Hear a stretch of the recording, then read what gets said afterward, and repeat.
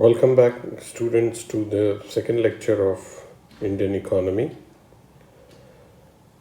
Today, before we proceed with the concepts of economic growth versus economic development,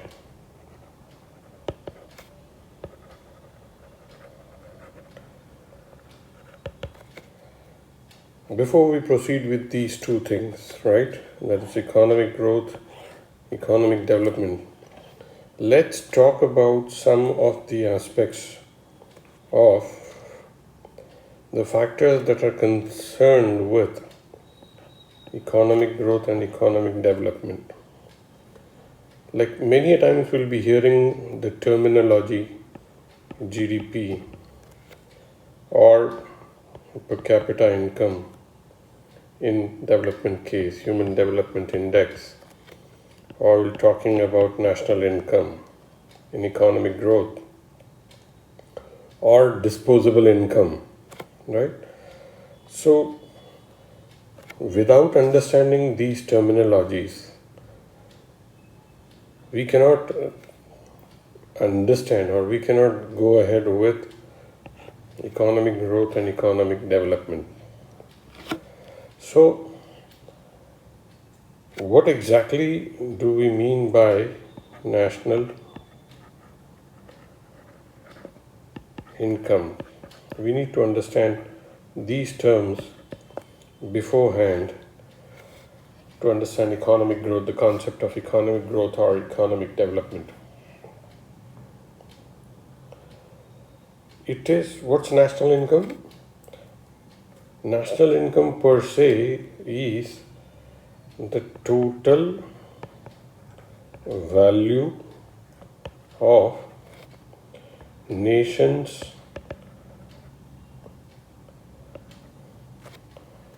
final output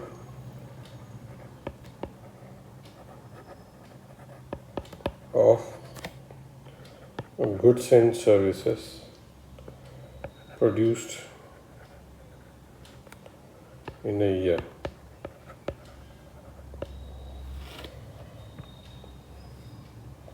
Right? It's total value of country's final output or nation's final output in a year produce. Now, it is the sum of all incomes. It's sum of all incomes.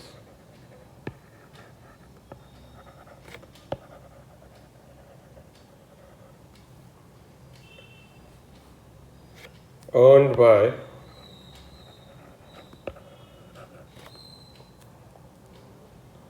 suppliers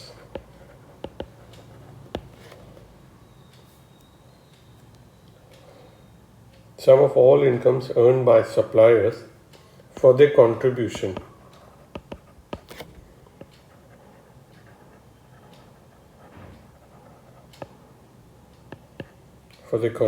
of land, labor, capital, and more importantly, organizational ability. Of course, this all incomes earned in a year, that is more important. This is what we call it as national income. Though it appears to be that this is more or less similar to GDP, right? This is more or less similar to GDP. Now, before we go ahead, it's not the value that is being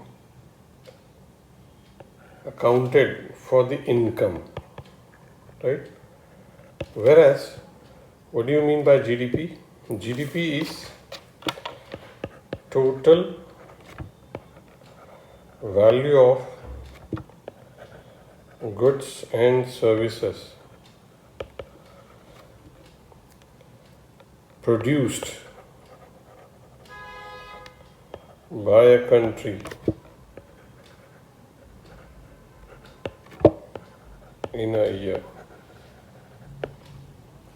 right?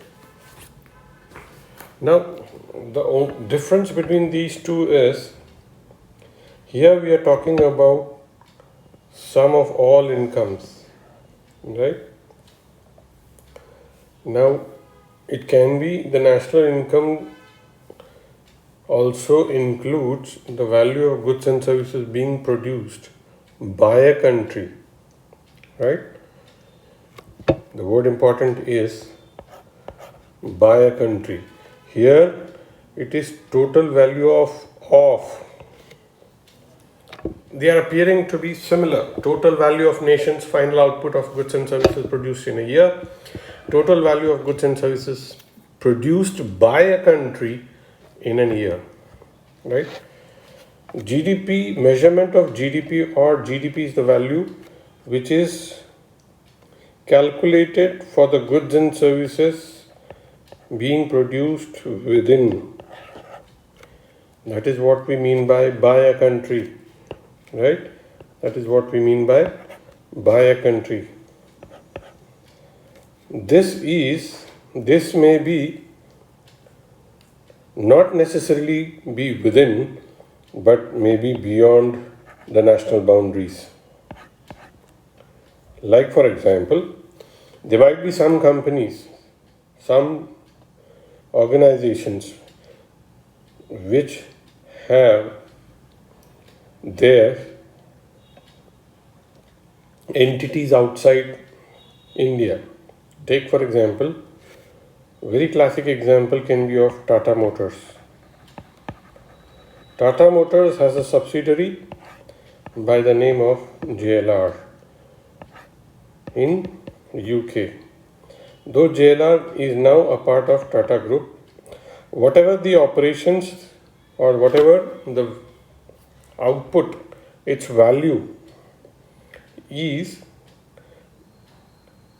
of Tata Motors, and Tata Motors being an Indian company, whatever goods and services are being produced by that company are included in the national income, right?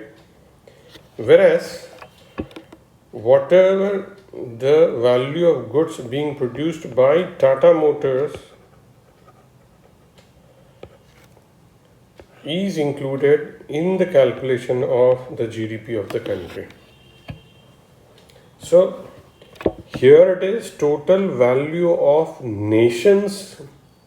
Now, nations means it need not be necessarily be within the country, within the boundaries of the country. Within the boundaries of the country is being studied under the purview of GDP of a nations is studied national income. Now, how do you calculate GDP? GDP is equal to P into Q, where P is equal to price of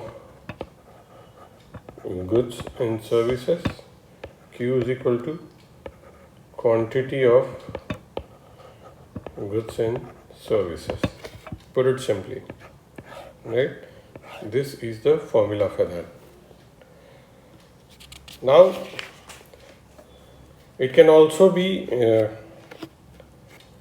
measured in terms of the way economists measure, that is GDP is equal to C plus I plus G plus X minus M.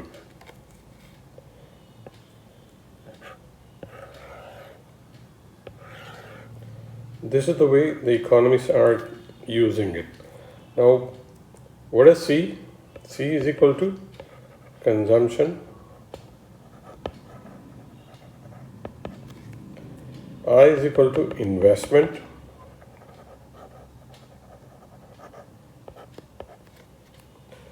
G is equal to government expenditure,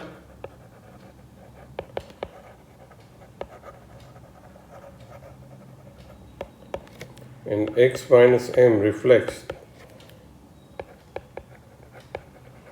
exports minus imports.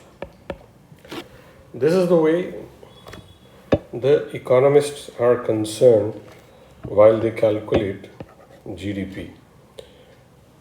They are more concerned with, economy is definitely concerned with consumption. If you remember, what is economics? Rests on three principles: P, D, and C. P is for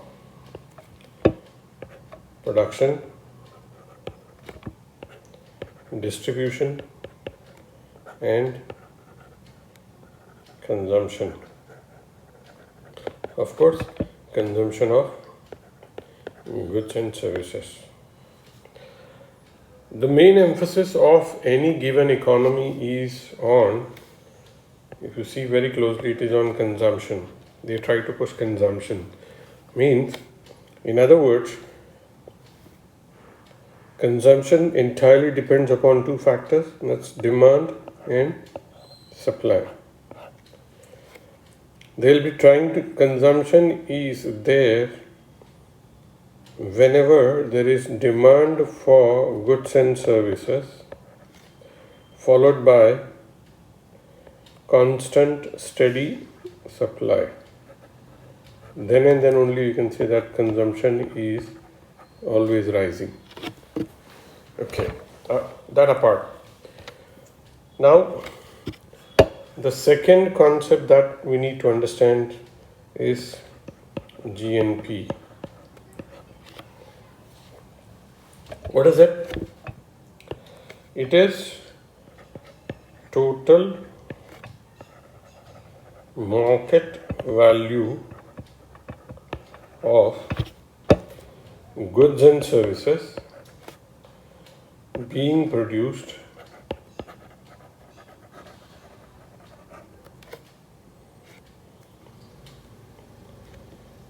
in a country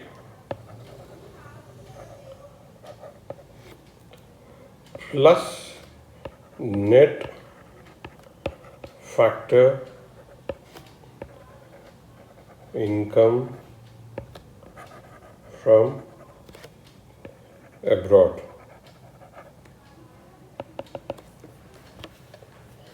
Okay. Now, before we try to understand what's net factor income from abroad, GNP, put it simply in equation form, what is it? GNP is equal to total market value of goods and services being produced in a country, means GDP plus NFRA, that is net factor income from abroad.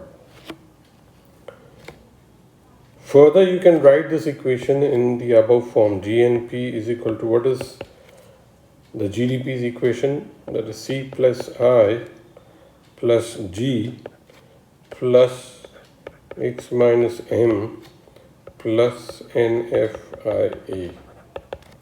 It can also be written like this. It's an expansion of this, the above equation.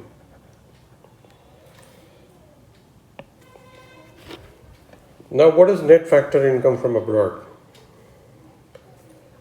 It is the income that is being earned by the residents of this country in other country. Say, for example, Indian working in US. He's earning salary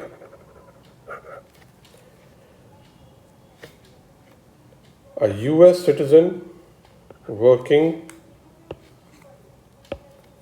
working in India, he is also earning salary. The difference between the two is what we call it as net factor income from abroad. If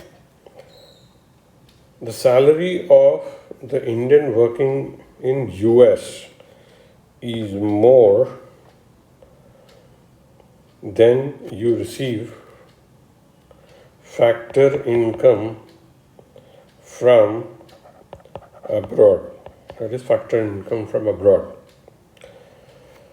If the salary of the person working in India, and US citizen if he is working in India, and if he is being paid salary, right? That salary is what we call it as factor income going abroad, right? If factor income from abroad is more than factor income going abroad, that is a positive addition, right? That is net, this becomes net factor income from abroad. Now, why we are taking this into consideration, net factor income? Net, when you say net, means obviously the factor income that is coming from abroad is more than factor income going abroad. That means more Indians are working outside. Their incomes need to be taken into consideration, they being what? They being Indian citizens. Okay. Now let's move on to the next concept, that is NNP. NNP is market value of all final goods and services after allowing for depreciation. How do you put it in equation form? Put it simply, NNP is equal to GNP minus depreciation. Remember the key word, it's market value. Now you can also put it as GNP minus GDP is equal to C plus I plus G plus X minus M plus NFIA minus GDP is what we call it as NNP. What are we doing here? We are simply replacing the equations with the above derived equations, that's all. Nothing, we're not doing anything extra. Now, here we are talked about national income, right? Earlier we had talked about national income. Now, how do you measure that? This thing, this concept, and in this national income is measured by NNP plus subsidies minus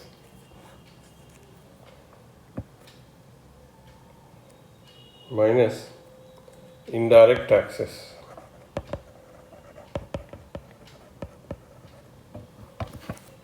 It can also be, now replacing NNP, what is NNP? C plus G plus I plus X minus M plus NFIA, right, minus depreciation minus indirect taxes, right, plus subsidies. Now, what are subsidies? Subsidies, put it simply, are indirect form of expenditure, right? And this is what we call it as indirect expenditure of the government. Now, why is this given? This is given to boost, right, production. Important element of economics. Production of goods and services. It's an indirect expenditure. So whatever incentive is given by the government to boost production, it becomes an indirect expenditure. So that's why that is to be added in national income. It's a part of the income. Subsidies are given from what? The subsidies are given out of national income. So hence this needs to be included. So this was just an explanation with respect to national income, right? This aspect, the whole aspect that we are trying to cover here is because of this understanding. Okay, now we'll go ahead with our further concepts that we need to understand. That is personal income, that is PI. What's it? This is, what is personal income? Put it simply, if you take the definition of corporate taxation, total money income received by individuals and households of a country from all, the word important, all possible sources before direct taxes, right? That is what we call it as personal income. Income derived from all possible sources. What is it? PI is equal to national income minus corporate, right, direct taxes. We are talking about corporate income taxes. What are the direct taxes? Corporate income taxes minus undistributed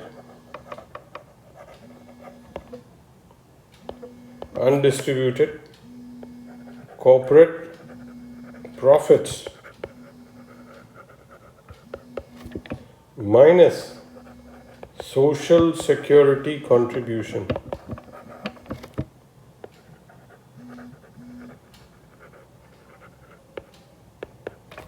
plus transport payments. Now let us understand each one. Pay attention. Put it simply, national income minus direct taxes. These are all what? These all come under the purview of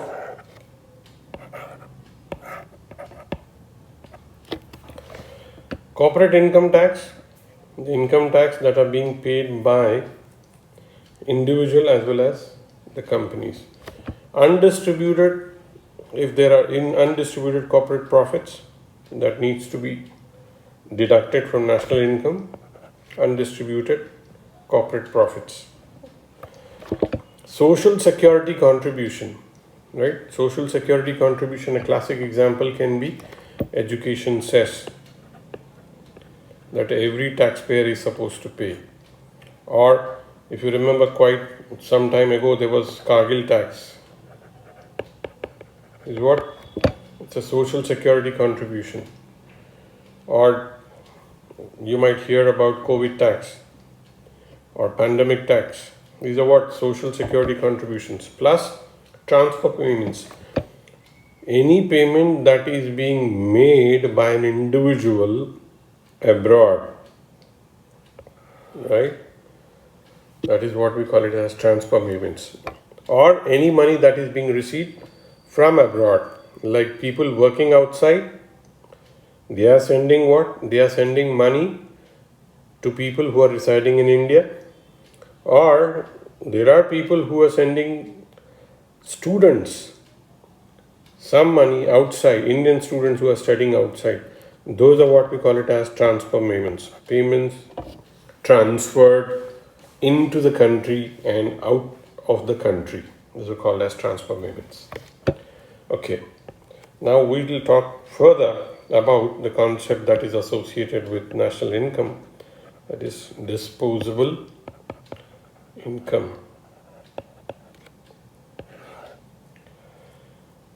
Now what is that? Any income left after payment of direct taxes. DI is equal to PI minus indirect taxes. Personal income minus direct taxes. This is what we need to understand. Okay. Now the last aspect that comes under the purview of national income is per capita income. What is that?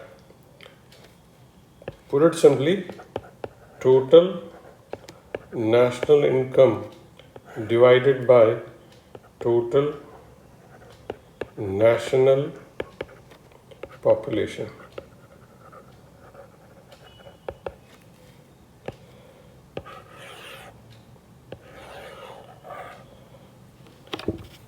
That is what we call it as per capita income. This is the income that is being earned by every individual.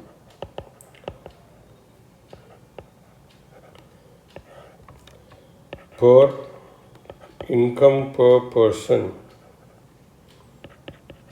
Income per person, put it simply, it is what we call it as per capita income. Now, when we have certain clarity about what is personal income, what is disposable income, what is their relevance, how they are calculated, that we'll study sometime later. But there are certain aspects that we need to take into consideration.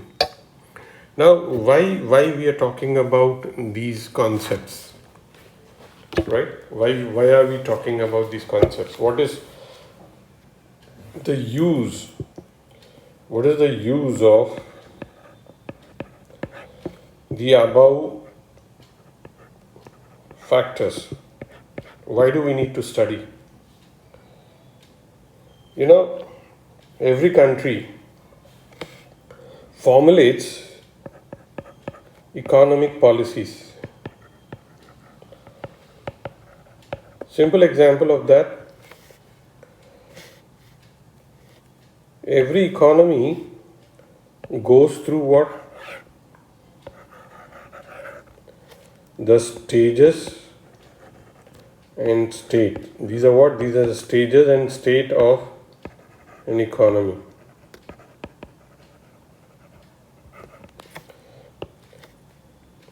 Here the recession is setting in.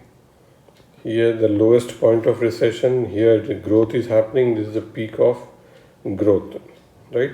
So here the development, once you have a constant, if you have a constant equal frequencies, this is what we call it as development. Here development happens. Now when in a given equation, if the economy is going from here to here, this is what we call it as the growth phase. This apart, right? For time being, we try to understand why we are studying, why we are trying to understand what is national income and all. Government uses the statistics, right? It uses the statistics of national income to formulate economic policies. What could be the economic policy? Policies can be, one economic policy can be whether to give subsidies to education, whether education subsidies should be extended or not. This might be one economic policy. Should people be given money through direct benefit transfers? Right? These are what? These questions, they are economic policies. So, if the national income, if it is rising, then government may spend more. Right? Government may spend more on infrastructure. Now, what happens in that case? If the government is spending, money is coming back into the system. Government spending means, of course, it will pay people for the work they are doing. That means what? People are earnings. The money is coming back into the system either through earnings, and if people are earning, they are paying taxes. And if people are paying taxes, again the money is going back to the government. This is what we call it as circular flow of economy.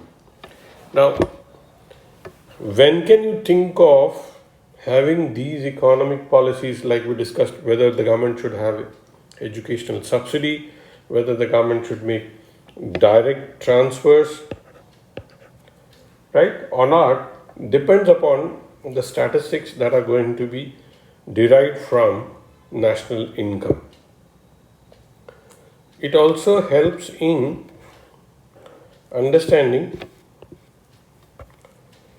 economic structure. National income also helps in understanding economic structure. What do you mean by that structure? Every economy comprises of certain sectors. Okay?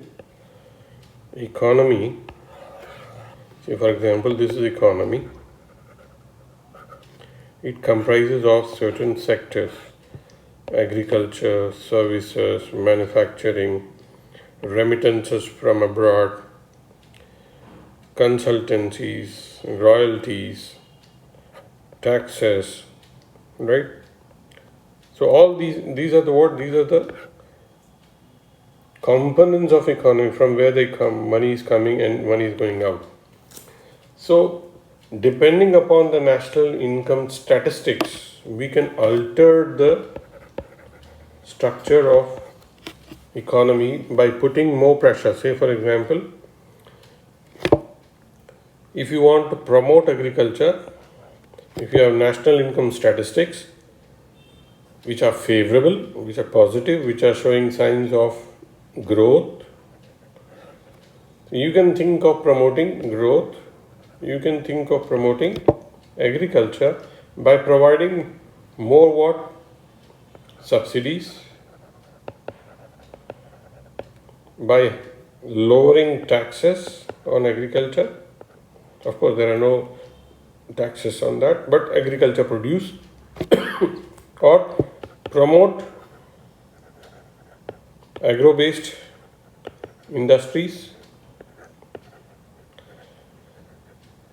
You can alter this. That means you can have more of agriculture like this and less of services, more of manufacturing, less of subsidies. You can keep on altering depending upon the statistics that you receive under national income.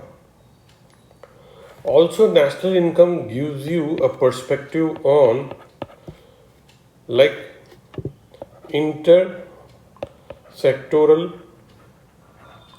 comparisons. From where the money is coming, right? From where the money is coming into the structure of economy, structure. From where is it coming? Is it coming from more from agriculture? Is it coming more from services, or is it coming more from manufacturing? Right?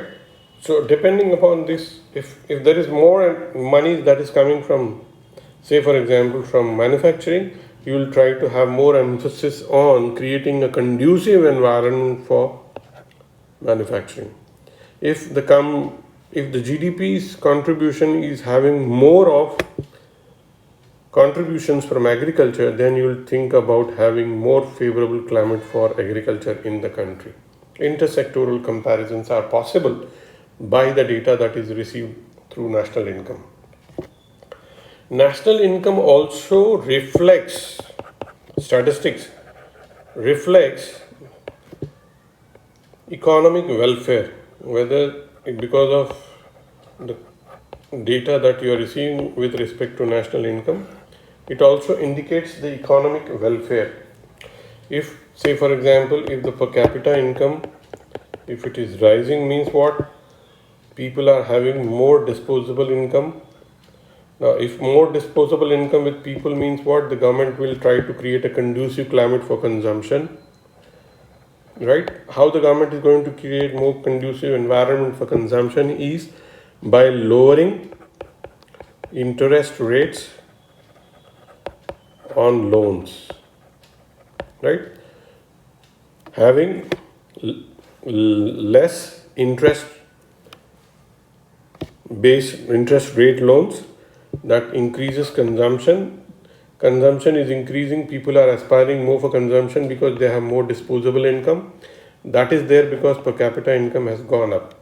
So national income statistics also reflect the economic welfare of a given nation. Now, it also helps in making comparisons between our country, that is India, versus the rest of the world. Right? Rest of the countries, how other countries are doing, are they faring better, or as compared to other countries, how we are doing, how our national income is growing or not. So this is in nutshell what exactly is national income. Now, unless we don't understand the components of national income, that is GDP, GNP, NNP, after that what NNP, PI, right? PI, DI, PCI and PCI, yeah.